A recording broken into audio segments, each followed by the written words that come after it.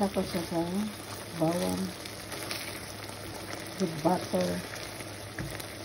So, nilagyan ko ng konting ketchup para medyo kulay-kulay. Then, soy sauce, oyster sauce. So, make sure the liquid is stirring.